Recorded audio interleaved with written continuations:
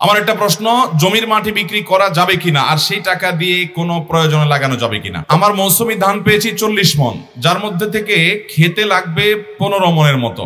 এর মধ্যে বাজার আবার পরিবারের চিকিৎসা আছে। প্রশ্ন হলো, আমাকে কি 25 মণ ধানের যাকাত দিতে হবে কিনা? সম্প্রতি সৌদি আরবে টানা বৃষ্টি হয়েছে ও বৃষ্টিপাত পরবর্তীতে উপর থেকে তোলা ছবিতে দেখা যাচ্ছে প্রচুর পরিমাণ সবুজ ঘাস ও গাছপালা জন্মেছে, যা মরুভূমিতে সচরাচর দেখা যায় না। প্রশ্ন হলো, এটা কি কিয়ামতের আলামত? ভয় দিয়ে আমার অন্তরটাকে ভিজিয়ে রাখতে চাই, এমন কোন আমল শিখিয়ে দিবেন যেটা করলে আল্লাহর ভয় আমার অন্তরে পয়দা হবে। আমাদের মসজিদের ইমাম অশুদ্ধ তেলাওয়াত করে, যদি ইমামের পিছনে সহিহ তেলাওয়াতকারী কেউ থাকে তাহলে তাদের নামাজ হবে কিনা? আমরা বললেও ইমামকে পরিবর্তন করতে পারছি না, এখন আমাদের করণীয় কি? ইয়াজুজ মাজুজ সম্প্রদায় কারা এবং তারা কোথায় আছে, কখন তারা আত্মপ্রকাশ করবে? মোহতারাম হাজরিন, অনেক প্রশ্ন আমাদের এখানে আছে, আমরা দেখছি কয়টার উত্তর দেওয়া যায়। আমার বাসস্থান চট্টগ্রাম, অফিস করি ঢাকায়। সপ্তাহে 3-4 দিন ঢাকায় অবস্থান কালে আমি সালাত আদায় করব মুকিম অবস্থায় না মুসাফির অবস্থায়? দেখুন, সফর অবস্থায় আমাদেরকে কসরের সালাত আদায় করতে হবে। আমরা যখন কোনো জায়গায় মুসাফির হিসাবে থাকব ততক্ষণ আমাদের জোহর, আসর এবং এশা এই নামাজগুলোকে আল্লাহ তাআলা 2 রাকাত করে দিয়েছেন, কসর বলা হয় এটাকে। আর যদি আমরা নিজ বাসস্থানে থাকি, সফরে না থাকি, তাহলে সেক্ষেত্রে আমরা পুরো নামাজ পড়ব সাধারণ নিয়মে। এখন কথা হলো, কারোর বাসস্থান চট্টগ্রামে কিন্তু অফিস করেন তিনি ঢাকায়, সপ্তাহে 3-4 দিন বা 5 দিন তাকে ঢাকায় যদি অবস্থান করতে হয়, প্রশ্ন হলো ঢাকায় তিনি কি করেন? ঢাকা নিশ্চয়ই তিনি একটা বাসা ভাড়া করেছেন, কোনো একটা ম্যাচ ভাড়া করেছেন, কোথাও তিনি থাকেন। যদি কোনো জায়গায় তিনি থাকেন, তার একটা ঠিকানা হয়, তাহলে এই জায়গার বসবাসকারী তিনি, অস্থায়ী বাসিন্দা কিন্তু বসবাসকারী বাসিন্দা, তিনি মুসাফির নন, সেই হিসাবে তিনি পুরো নামাজ পড়বেন। আর যদি ব্যাপারটি এমন হয় যে না, ঢাকায় তার বসবাসের কোনো ঠিকানা নাই, তিনি শুধু আসা যাওয়া করেন, ধরুন অনেক ড্রাইভার ভাইয়েরা আছেন, বাড়ি তার চট্টগ্রামে, তিনি ঢাকা চট্টগ্রাম রুটে গাড়ি চালান, কিংবা ঢাকা কুমিল্লা রুটে গাড়ি চালান, কিংবা অন্য কোনো রুটে গাড়ি চালান, তো তার ঢাকায় আসা হয় কাজে, গাড়ি শেষ, গাড়ি চালানো শেষ, তার ট্রিপ শেষ, তিনি হয়তো কোনো একটা হোটেলে বা কোথাও হালকা রেস্ট করে 2-4-5-6 ঘন্টা পরে আবার গাড়ি নিয়ে তিনি ছুটেন নিজ গন্তব্যের দিকে, তাহলে সেক্ষেত্রে তিনি মুসাফির, কারণ ঢাকায় তার থাকার কোনো বিশেষ ঠিকানা নাই এবং তার কোনো থাকার বন্দোবস্ত নাই, তিনি এখানকার বসবাসকারী নই। বসবাসকারী 2 প্রকার, একটা স্থায়ী, একটা অস্থায়ী। আপনি স্থায়ী ঠিকানা থাকলেও পুরো নামাজ পড়বেন, আর অস্থায়ী ঠিকানা থাকলেও আপনাকে পুরো নামাজ পড়তে হবে। এবার আপনি দেখবেন যে আপনি যেখানকার জন্য প্রশ্ন করছেন সেখানে আপনি কি স্থায়ী বাসিন্দা নাকি অস্থায়ী বাসিন্দা। যদি আপনার স্থায়ী ঠিকানা হয় চট্টগ্রাম, তাহলে তো আপনি সেখানকার অস্থায়ী বাসিন্দা। অস্থায়ী বাসিন্দা হলে আপনি ভাড়াটিয়া হতে পারেন, সেটা হতে পারে একটা ম্যাচ, তাহলে সেক্ষেত্রে আপনি সেখানে পুরো নামাজ পড়বেন। আর যদি আপনি স্থায়ী বাসিন্দাও নন, অস্থায়ী বাসিন্দাও নন সেখানে, বরং সেখানে আসা যাওয়া করেন, 2 দিন 4 দিন থাকেন, আবার চলে যান, এবং থাকেন অন্য কারোর কোনো জায়গায়, কোনো হোটেলে, তাহলে সেক্ষেত্রে আপনি সেখানকার বসবাসকারী অস্থায়ী বাসিন্দাও নন, যার কারণে সেখানে আপনি মুসাফিরের নামাজ পড়বেন। একজন মানুষ তিনি ঢাকা শহরে ফ্যামিলি নিয়ে হোক বা একাকী হোক বাসা ভাড়া নিয়েছেন, মেস ভাড়া নিয়েছেন, তাহলে তিনি এটার অস্থায়ী বাসিন্দা। আবার একজন মানুষের স্থায়ী ঠিকানা পরিবর্তন হতে পারে, একসময় তার গ্রামে স্থায়ী ঠিকানা ছিল, এখন গ্রাম থেকে তিনি জমা বিক্রি করে শহরে ফ্ল্যাট কিনেছেন, বাড়ি করেছেন, বা তার পাসপোর্টে এনআইডিতে সব জায়গায় স্থায়ী ঠিকানা পরিবর্তন করে দিয়েছেন, এবং গ্রামে আর তার শিফট করার কোনো পরিকল্পনা নাই, তাহলে তার স্থায়ী ঠিকানা এখন পরিবর্তন হবে। এ বদলোক পরবর্তীতে গ্রামে এলে সেখানে মুসাফির থাকবেন, কারণ সেটা তার স্থায়ী ঠিকানা না, আর বর্তমান ঠিকানা তো নাই, কারণ তিনি শহরে বসবাস করেন, অতএব সেখানে তিনি মুসাফিরের নামাজ পড়বেন। আর যদি এমন হয়, অনেক প্রবাসী আছেন, সৌদি আরবে থাকেন, মিডল ইস্টে থাকেন, ইউরোপে থাকেন, তখন আপনার সেই দেশে থাকার ব্যবস্থা আছে, আপনি সেখানে অস্থায়ী বাসিন্দা কিংবা সেখানকার আপনি স্থায়ী বাসিন্দাও হতে পারেন। আবার দেশে আসছেন, গ্রামে আপনার জমি জমা আছে, ঘর বাড়ি আছে, এটাও আপনার দেশের স্থায়ী ঠিকানা, এখানে আপনি পুরো নামাজ পড়বেন, যার কারণে এখানে মুসাফিরের নামাজ পড়বেন না। আমাদের মসজিদের ইমাম অশুদ্ধ তেলাওয়াত করে, যদি ইমামের পিছনে সহিহ তেলাওয়াতকারী কেউ থাকে তাহলে তাদের নামাজ হবে কিনা? আমরা বললেও ইমামকে পরিবর্তন করতে পারছি না, এখন আমাদের করণীয় কি? ইমামের যদি বড় ভুল হয়, যেটাকে লাহানে জলি বলে, যে ভুলের কারণে অর্থ পরিবর্তন হয়ে যায়, বিকৃত হয়ে যায়, তাহলে এই রকম ইমামের ইমামতি করা জায়েজ নাই। বিশেষ করে তার পিছনে যদি এমন কেউ থাকে যার তেলাওয়াত শুদ্ধ হয়, তাহলে নামাজ হবে না, কারণ যোগ্য লোক থাকতে, শুদ্ধ তেলাওয়াতকারী থাকতে অশুদ্ধ ব্যক্তির পিছনে নামাজ হবে মসজিদ কর্তৃপক্ষের কর্তব্য এরকম ইমামকে পরিবর্তন করা। যদি তারা না করে, তারা আল্লাহর কাছে গুনাহগার হবে। মুসল্লিদের উচিত এরকম ইমামকে পরিবর্তনের জন্য উদ্যোগ গ্রহণ করা। যদি করতে না পারেন, সামর্থ্য না থাকে, তাহলে নিজেরা অন্য মসজিদে গিয়ে নামাজ পড়বেন, নিজেরা জামাত করবেন। কিন্তু ওই অশুদ্ধ তেলাওয়াতকারীর পিছনে শুদ্ধ তেলাওয়াতকারী থাকলে কারোর নামাজ হবে না। আমি ইয়াসিন আরাফাত, আমার প্রশ্ন হলো, আমি আল্লাহর ভয় দিয়ে আমার অন্তরটাকে ভিজিয়ে রাখতে চাই, এমন কোন আমল শিখিয়ে দিবেন যেটা করলে আল্লাহর ভয় আমার অন্তরে পয়দা হবে? মাশাআল্লাহ, সম্ভবত একজন তরুণ, একজন যুবকের প্রশ্ন, খুবই আশা জাগা নিয়ে প্রশ্ন, যে আল্লাহর ভয়, আল্লাহ রাব্বুল আলামিনের খৌফ, এটা দিয়ে অন্তরকে তিনি সবসময় জাগ্রত করে রাখতে চান, সমৃদ্ধ করে রাখতে চান। ভাইরা আমার, দুনিয়ার কোনো মানুষের ভয়, এটা আমাদেরকে তটস্থ করে, এটা আমাদেরকে সন্ত্রস্ত করে, এটা আমাদের মধ্যে ত্রাসের সৃষ্টি করে, এটা আমাদেরকে কষ্ট দেয়। একজন সন্ত্রাসী আপনাকে খুন করবে, একজন শত্রু আপনার ক্ষতি করবে, একজন ডাকাত আপনাকে হত্যা করতে পারে। এরকম যদি ভয় থাকে, তাহলে আপনার ভিতরে অস্থিরতা কাজ করবে, আপনার কষ্ট হবে, আপনার ঘুম হবে না, আপনার পেরেশানি হবে। ভাইরা আমার, আল্লাহর ভয় এমন একটি বিষয় যে আল্লাহর ভয় যদি আপনার অন্তরে চলে আসে, আল্লাহর শপথ করে বলছি, এর মতো উপভোগ্য, এর মতো অভাবনীয় তৃপ্তি এবং স্বাদ আল্লাহর জমিনে আর কিছুতে আপনি পাবেন না। আল্লাহর ভয় অন্তরে লালন করলে যে স্বাদ পাবেন, আল্লাহর ভয়ে সন্ত্রস্ত হয়ে যদি, আল্লাহর ভয়ে ভীত হয়ে যদি আপনি চোখের পানি ফেলেন, দেখবেন আপনার অন্তরটা বরং ভার মুক্ত হয়ে গেছে, আপনার অন্তরটা যখন বরং ফ্রেশ হয়ে গেছে। আর যদি আল্লাহর ভয় ছাড়া অন্য কোনো মানুষের ভয় আপনার চোখের পানি আসে, আপনি আরো অস্থির হবেন, আরো পেরেশান হবেন, আরো ডিপ্রেসড হবেন। এজন্য আল্লাহর ভয় দ্বারায় অন্তরকে যদি পরিপূর্ণ করতে পারেন কেউ, তাহলে তার দ্বারা কোনো পাপাচার হবে না, অন্যায় হবে না, অবিচার হবে না। তার অন্তরটা সজীব থাকবে, সতেজ থাকবে, তাজা থাকবে, আল্লাহমুখী থাকবে। এই অন্তর সম্পর্কে আল্লাহ বলেছেন, ইয়াউমা লা ইয়ানফাউ মালুন ওয়ালা বানুন ইল্লা মান আতাল্লাহা বিকলবিন সালিম। কিয়ামতের দিন কেউ সম্পদ নিয়ে, কেউ সন্তান নিয়ে, বাড়ি গাড়ি নিয়ে আল্লাহর কাছে হাজির হলে কোনো লাভ হবে না। তবে যে একটা অন্তর নিয়ে যাবে, যেই অন্তরটা পরিচ্ছন্ন পবিত্র, সেখানে কোনো কলুষ নেই, এই অন্তরটা থেকে আখিরাতে উপকার দিবে। এই জন্য অন্তরে আল্লাহর ভয় জাগানো দরকার। আল্লাহর ভয় অন্তরে কিভাবে আসবে? নাম্বার 1, আপনাকে কোরআন পাঠ করতে হবে। ওয়াইদা তুলিয়াত আলাইহিম আয়াতুহু যাদাতুম ঈমানা। আল্লাহর আয়াত তেলাওয়াত করলে অন্তরে ঈমান বৃদ্ধি পায়। এজন্য ভাইরা, আল্লাহর আয়াত, কোরআন বেশি বেশি করে পড়বেন, বুঝে বুঝে পড়বেন। আজ মুসলমানদের বাসা থেকে কোরআন দূর হয়ে গেছে। স্মার্টফোন এবং নেটের নেশা আমাদেরকে মোবাইলগুলো আমাদেরকে কোরআন থেকে দূরে সরিয়ে ফেলেছে। কোরআন যদি আপনি বুঝে বুঝে পড়েন, অর্থ সহকারে, ব্যাখ্যা সহকারে তিলাওয়াত করেন, প্রতিদিন আপনি কোরআনের সাথে সময় কাটান, আপনার অন্তর আল্লাহর ভয়ে বিগলিত হবে। আলাম ইয়ানি লিল্লাযীনা আমানু আন তাখশা কুলুবুহুম লিযিকরিল্লাহ ওয়া মা নাযালা মিনাল হক।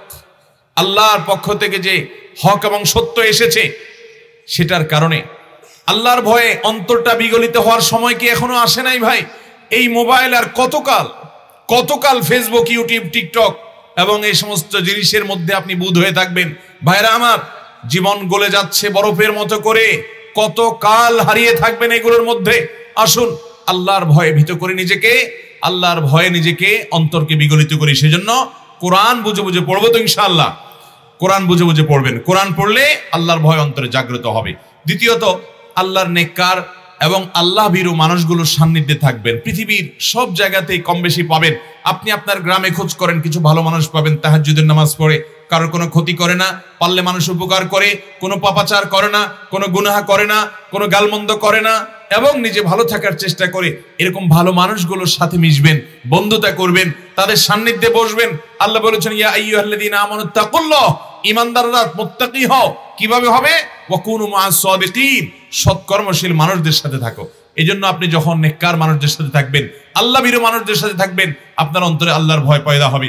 তৃতীয়ত, আপনি যখন এমন কোন বিষয়ের নেশা ছেড়ে দিবেন যে বিষয়টি আপনাকে আল্লাহ থেকে দূরে সরায়। আমি প্রায়শই বলার চেষ্টা করি, স্মার্টফোন, যে কোনো অ্যান্ড্রয়েড হোক, আইফোন হোক, এই সমস্ত স্মার্টফোন, ট্যাব, কম্পিউটার ইত্যাদি, এগুলো ফেসবুক, ইউটিউব ইত্যাদি, এগুলোর নেশা বেশিরভাগ মানুষকে আজ আল্লাহ থেকে দূরে সরিয়ে দিচ্ছে।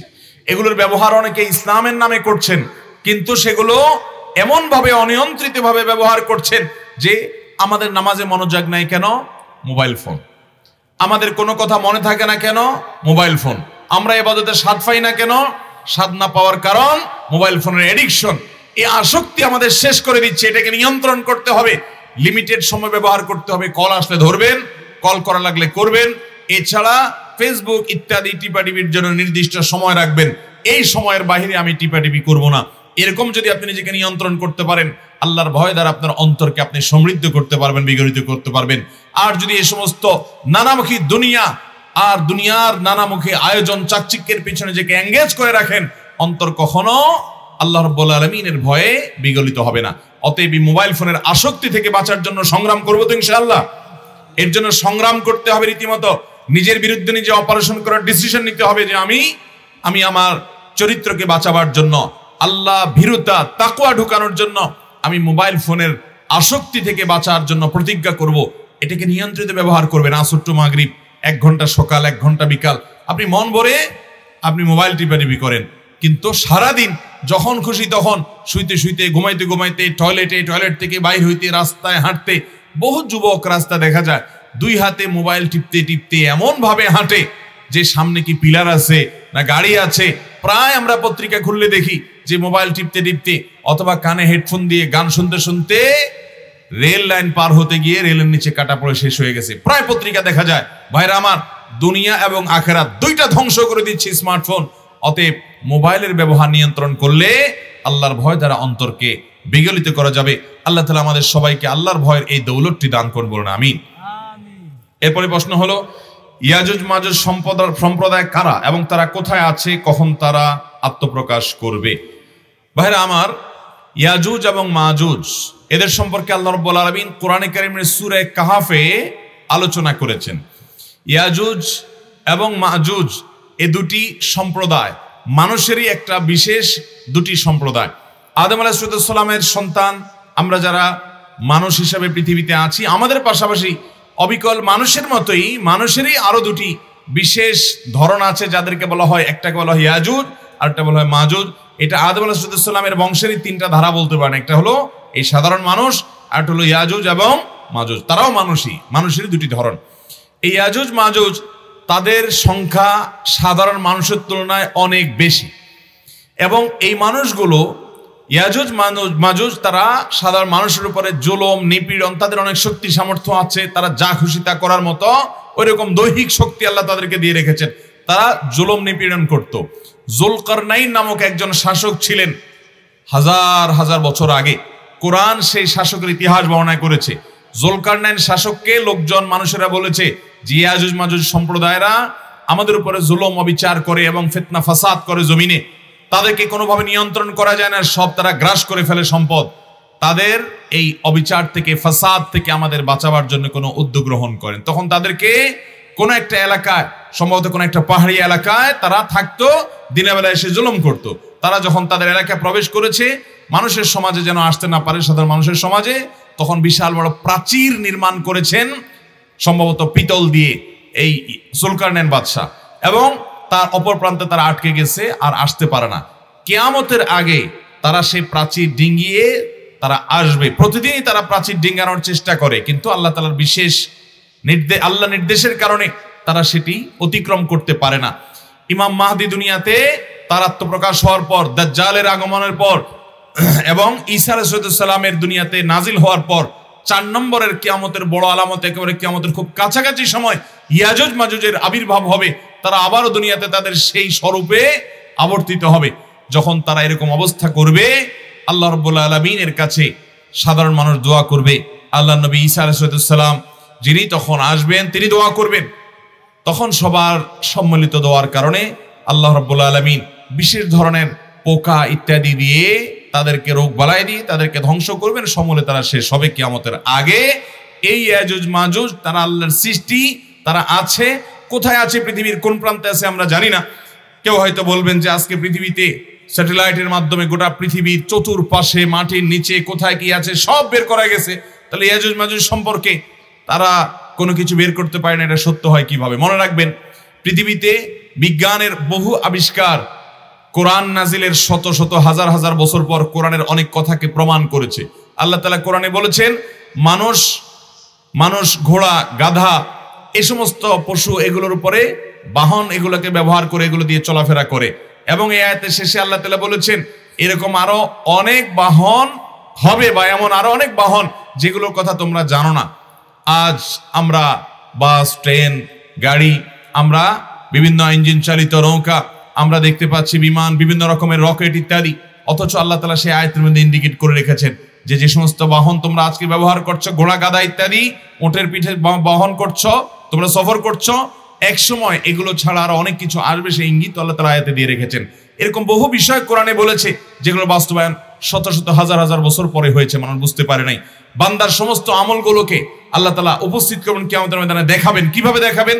1400 বছর আগের মানুষ যখন ছবি, ভিডিও, ক্যামেরা ইত্যাদির আবিষ্কার হয় নাই, ছবি ভিডিও ধারণ করার এই প্রযুক্তি যখন ছিল না, তখন পৃথিবীর মানুষ বুঝতে পারতো না, কিন্তু তারা ঈমান এনেছে যে আল্লাহ বলেছেন সেটা সত্য নয়, মহাসত্য।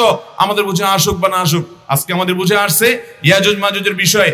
বিজ্ঞান, তথ্য প্রযুক্তির উন্নতির এই সময় তারা ধরতে পারছে না, কিন্তু বিজ্ঞানীরা হয়তো 2000 বছর পরে, 200 বছর পরে, 500 বছর পরে কোন এক সময় ধরতে পারবে অথবা না পারবে। কিন্তু কোরআনে যেহেতু বিবৃত হয়েছে পৃথিবীর সব মিথ্যা হতে পারে, এটি মিথ্যা হওয়ার কোনো সুযোগ নাই। এরপরে প্রশ্ন হলো, সম্প্রতি সৌদি আরবে টানা বৃষ্টি হয়েছে ও বৃষ্টিপাত পরবর্তীতে উপর থেকে তোলা ছবিতে দেখা যাচ্ছে প্রচুর পরিমাণ সবুজ ঘাস ও গাছপালা জন্মেছে, যা মরুভূমিতে সচরাচর দেখা যায় না। প্রশ্ন হলো, এটা কি কিয়ামতের আলামত? ভাই, এ বিষয়ে আরো কয়েকজনই দেখি প্রশ্ন করেছেন, এবং এ বিষয়ে গত কয়েকদিন আগে সময় টিভি থেকে একজন সাংবাদিক জানতে চেয়েছেন, সেখানে আমি কিছু কথা বলেছি। সে আলোকে আমরা বলতে চাই, নবী করিম সাল্লাল্লাহু আলাইহি সাল্লামের একটি হাদিস বিশুদ্ধভাবে বর্ণিত হয়েছে। তিনি বলেছেন, লা তাকুমুস সাআহ হাত্তা তাউদা আরদুল আরব মুরুজাম আনহারা। ততক্ষণ পর্যন্ত পৃথিবীতে কিয়ামত হবে না যতক্ষণ পর্যন্ত মরুভূমি, যেখানে সবুজ শ্যামল ফসল, ফল, ঘাস ইত্যাদি উৎপন্ন হয় না, সেখানে ফসল উৎপাদন হবে, বৃষ্টি বাদল হয়ে পানি ব্যাপকভাবে পাওয়া যাবে, এবং সেখানে আপনার নহর, প্রসবন, ধারা, ঝর্ণা, ড্রেন বৃষ্টির পানিতে প্রবাহিত হতে থাকবে। অর্থাৎ নদীমাতৃক দেশ, আমাদের দেশে যেরকম সর্বত্র আমরা খাল, বিল, নদী, নালায় পানি পাই, মরুভূমির লোকেরা সেটা পায় না, কিন্তু সেখানে সেগুলো হবে। সেই সাথে সেখানে সবুজ শ্যামল পরিবেশ হবে, যা আমাদের এই সমস্ত অঞ্চলে, উপকূলীয় অঞ্চলে, ঘন বনাঞ্চল আছে, সে অঞ্চলে যেগুলো হয়, মরুভূমিতে সেরকম হবে কিয়ামতের আগে। নবী করিম সাল্লাল্লাহু আলাইহি সাল্লাম এটি বলে গেছেন। এটি তার অলৌকিকত্ব। তার এই হাদিসকে শত শত, এই হাজার বছর পর্যন্ত পৃথিবীর মানুষ বুঝতে পারেনি, এখন আমাদের বোঝার মতো সুযোগ তৈরি হচ্ছে। শত শত হাজার বছর পর্যন্ত এরকম হয়নি, এখন আস্তে আস্তে হচ্ছে। অতএব এটি ঠিক যে কিয়ামতের আগে মরুভূমিতে সবুজ শ্যামল গাছ, ঘাস ব্যাপকভাবে হবে, নদী, নালা, খাল, বিল পানি প্রবাহিত হবে, বৃষ্টি বাদল হবে, যেটা মরুভূমিতে সচরাচর হওয়ার কথা নয়। যারা সৌদি আরবে ছিলেন, যারা মিডল ইস্টের বিভিন্ন দেশে ছিলেন, দুবাই ইত্যাদিতে ছিলেন, তারা জানেন ওই সমস্ত দেশে বহু কষ্ট করে শহরে ঘাস ইত্যাদি উৎপন্ন করতে হয়, কোটি কোটি টাকা ব্যয় করে। আপনার সেখানে বৃষ্টি বাদল সেভাবে হয় না, এবং মরুভূমিতে যে গাছগুলো হয় রুক্ষ, সেগুলোতে সবুজ তেমন কোনো পাতা পাওয়া যায় না। অত্যন্ত গরমে, উত্তাপে সেগুলো থাকে হলো একেবারে রুক্ষ কিসিমের। এ ধরনের সামান্য কিছু গাছ পাওয়া যায়, ঘাস একেবারে বিরল, দুর্লভ বিষয়। আজ বিশেষ করে এই যে ঘটনা বলা হচ্ছে বৃষ্টির কারণে, দেখা গেছে উপর থেকে দেওয়া ছবিতে যে চতুর্পাশে পাথরের ফাঁকে ফাঁকে সেখানে সবুজ ঘাস গজাচ্ছে, সবুজ হয়ে যাচ্ছে। এটা হওয়ার কথা ছিল না, কিন্তু হচ্ছে। এখন এই ঘটনা নির্দিষ্ট করে এটাই কি কিয়ামতের আলামত, নাকি এটা আরো সামনে আরো বাড়বে, সেটা কিয়ামতের আলামত হবে, সেটা আল্লাহ তাআলা ভালো জানেন। আমরা নির্দিষ্ট এই ঘটনাকেই কিয়ামতের আলামত হাদিসে বলা হয়েছে সেরকমটি আমরা ফিক্স করব না, কারণ আমরা জানি না সেটা। তবে এটা ঠিক, কিয়ামতের আগে মরুভূমিতে এমনটি হবে। নবী সাল্লাল্লাহু আলাইহি সাল্লাম বলেছেন, সেটা আর্টিফিশিয়ালি হোক, সেটা বাই নেচার হোক, যেভাবেই হোক এটা হবে। মরুভূমিতে এরকম পরিবেশ হবে। আর যে অঞ্চলগুলো মরুভূমি নয়, যে আমাদের অঞ্চলগুলো, এগুলোতে উল্টা হবে, এগুলোতে পানি থাকবে না, গাছপালা শুকিয়ে যাবে। ভাইরা আমার, অনেকে এটা নিয়ে আশ্চর্য হচ্ছেন এবং অনলাইনে আলাপ আলোচনা শুরু করেছেন যে হ্যাঁ, তাহলে কিয়ামতের একটা আলামত প্রকাশ হয়েছে, নবী সাল্লাল্লাহু আলাইহি ওয়াসাল্লাম ভবিষ্যদ্বাণী খেটে গেছে। ভাইরা আমার, কিয়ামতের 141টা আলামত, ছোট্ট একটা চটি বই আমি সংকলন করেছিলাম। এটি মূলত ডক্টর মুহাম্মদ আল আরিফি, সৌদি আরবের একজন বড় আলেম দ্বীন, তার একটি বই থেকে সংকলন করা, আশরাতুস সাআ নামক একটা বই। সেখানে তিনি কিয়ামতের 141টা আলামত উল্লেখ করেছেন কোরআন এবং হাদিস থেকে। এর ভিতরে 131টা আলামত হলো কিয়ামতের ছোট আলামত, যেগুলো অনেক আগে থেকে দেখা দিবে, আর 10টা আলামত হলো কিয়ামতের সর্বশেষ মুহূর্তে ফাইনালি দেখা দিবে, যার পরে আল্লাহ তাআলা মহাপ্রলয় করে এই সৃষ্টি জগৎ শেষ করে ফেলবেন। প্রত্যেক ইমানদারকে বিশ্বাস করতে হবে যে আমাদের সবাইকে কিয়ামতে দাঁড়াতে হবে, তার আগে মহাপ্রলয় হবে, সব শেষ হবে, তুলার মতো উঠতে থাকবে। আল্লাহ কোরআনে কারিমে বিভিন্ন জায়গায় কোরআনের সবচেয়ে বেশি আলোচনা করা হয়েছে যে কয়েকটি বিষয়, তার ভিতরে অন্যতম প্রধান হলো কিয়ামত, মহাপ্রলয়। এটি হবে, আল্লাহর সামনে দাঁড়াতে হবে, পুনরায় আবার মৃত ব্যক্তিদেরকে জাগ্রত করবেন, হিসাব দিতে হবে। সেটি মাথায় রেখে দুনিয়াতে মানুষ চলবে। কোরআন বারবার সেটি বলেছে, আম্মা ইয়াতাসাআলুন, তারা জিজ্ঞাসা করে কিয়ামত সম্পর্কে, আনিন নাবাইল আযীম, মহাসংবাদ যখন হবে, কিয়ামত যখন হবে, বিকট শব্দ হবে, ইসরাফিল সিংহে ফুৎকার দিবেন, মহানিনাদ হবে। এই নিনাদে গোটা পৃথিবীর, গোটা সৃষ্টি জগতের সব তুলার মতো উঠতে থাকবে, সব শেষ হবে এবং সকল ফেরেশতারা মারা যাবে। আল্লাহ তখন বলবেন, লিমানিল মুলকুল ইয়াউম লিল্লাহিল ওয়াহিদুল কাহার, আজ কার রাজত্ব আছে, সব শেষ হয়ে গেছে।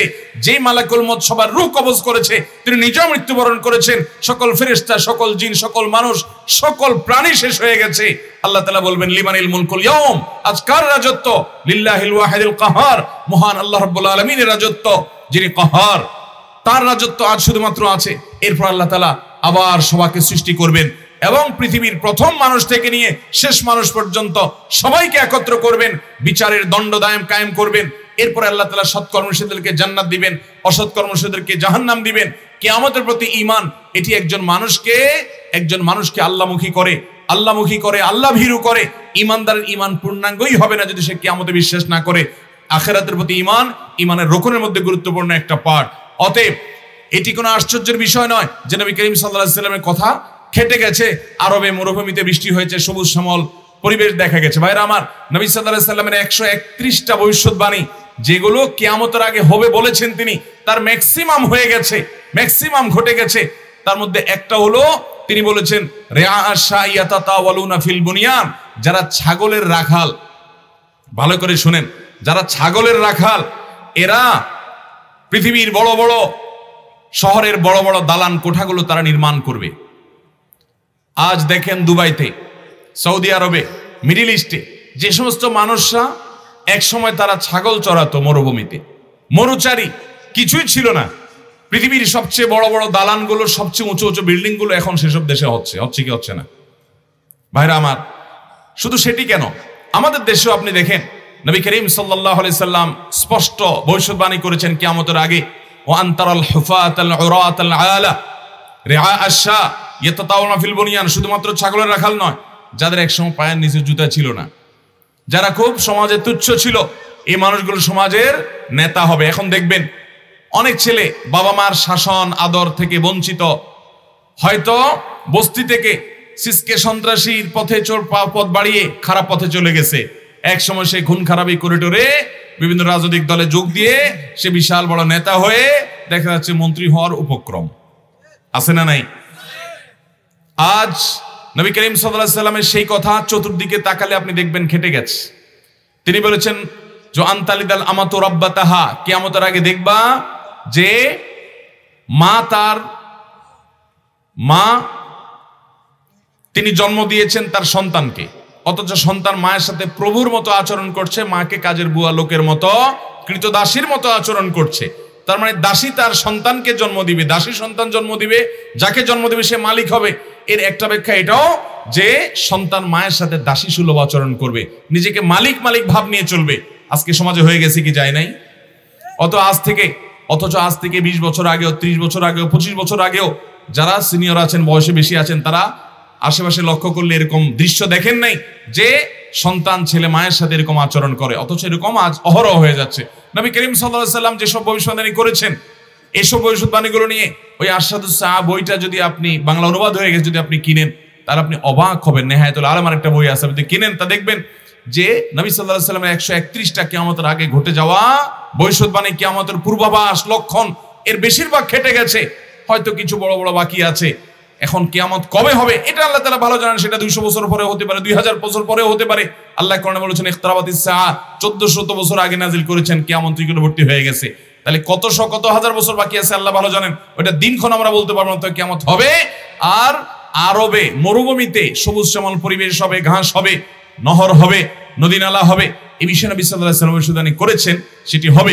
এখন সম্প্রতি যে বৃষ্টি এবং সবুজ শ্যামল পরিবেশ দেখা দিয়েছে, এটাই কি নবী সাল্লাল্লাহু আলাইহি ওয়াসাল্লাম বুঝিয়েছেন কিনা সেটি নির্দিষ্ট করার, সেটি ফিক্স করে বলার ইখতিয়ার আমাদের নাই। আমরা শুধুমাত্র মূল বিষয়টার প্রতি বিশ্বাস রাখবো। আল্লাহ তাআলা আমাদের সবাইকে কিয়ামতের জন্য প্রস্তুতি গ্রহণ করার তৌফিক দান করুন। বহু মানুষ আজ দেখবেন কিয়ামত কবে হবে, কবে ইমাম মাহদি আসবে, কবে অমুক আসবে, এগুলো নিয়ে ঘাটাঘাটিতে অতি ব্যস্ত থাকেন। অবশ্যই এগুলো নিয়ে আমাদের জানতে হবে, কিন্তু অতি ব্যস্ত থাকা যাবে না। এক সাহাবী বলছে, ইয়া রাসূলুল্লাহ, কিয়ামত কখন হবে? মাতাস সাআহ। নবীজি বলছেন, কিয়ামত কবে হবে, তুমি কিয়ামতের জন্য কি প্রস্তুতি নিয়েছো সেটা বলো। তখন তিনি বলেন, ইয়া রাসূলুল্লাহ, আমি আপনাকে ভালোবাসি, এছাড়া আর কোনো আমল আমার নাই, প্রস্তুতি নাই। নবী সাল্লাল্লাহু আলাইহি ওয়াসাল্লাম বলেছেন, তুমি যাকে ভালোবাসো তার সাথে তোমার কিয়ামতে থাকা হবে। এজন্য ভাইরা, আমরা কিয়ামতের জন্য প্রস্তুতি নিব, ভালো মানুষ হব, আল্লাহর প্রিয় বান্দা হব, হারামকে ত্যাগ করব। আল্লাহ আমাদের তৌফিক দান করুন। আমার একটা প্রশ্ন, জমির মাটি বিক্রি করা যাবে কিনা, আর সেই টাকা দিয়ে কোনো প্রয়োজনে লাগানো যাবে কিনা? জমির মাটি বিক্রি করা যাবে, এটাতে কোনো অসুবিধা নাই। আপনার ক্ষেতের জমি, আপনার ক্ষেতের মাটি, আপনার যে কোনো জায়গার ভিটার মাটি আপনি বিক্রি করলেন একজনের কাছে, এটা জায়েজ আছে, কোনো অসুবিধা নাই। যেহেতু এই জমিটার আপনার, অতএব আপনার জমির মাটিও আপনি বিক্রি করতে পারেন, গোটা জমিটাও বিক্রি করে দিতে পারেন। জমির নিচে থাকা কোনো কিছু ফসল উৎপাদন করলেন, সেগুলা যে কোনো কিছু আপনি বিক্রি করতে পারেন, কোনো অসুবিধা নেই। কিছুদিন আগে এক বক্তা মাহফিলে উর্দু ভাষায় বক্তব্য দিয়েছেন দোভাষীর সাহায্যে, পরবর্তীতে দেখা গেল লোকটি বাংলাদেশী। এই ঘটনা ইসলামের দৃষ্টিতে কি ব্যাখ্যা করবেন?